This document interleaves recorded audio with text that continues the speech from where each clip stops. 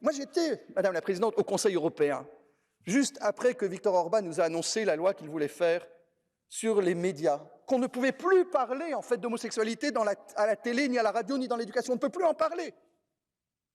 Si quelqu'un dans cette Assemblée pense qu'on devient homosexuel parce qu'on a regardé la télé, si quelqu'un pense qu'il est devenu homosexuel parce qu'il a écouté une chanson, vous prouve qu'il n'a rien compris. Le plus dur pour un homosexuel, c'est de s'accepter soi-même.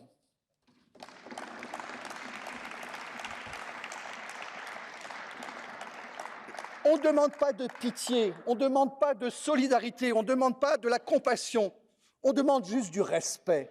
Alors de donner l'impression, parce qu'on est né comme ça, qu'il vaut mieux avoir une double vie, ou alors le cacher, et ne pas pouvoir vivre.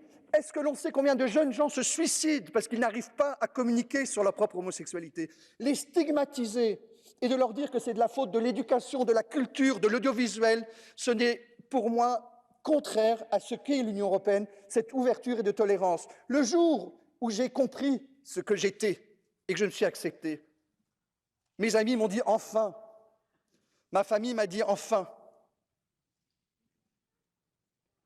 Mais de me dire que dans d'autres pays, je n'aurais même pas le droit de le dire sans risquer des peines, dans certains pays, pas en Union européenne, mais des peines de prison, des peines de mort.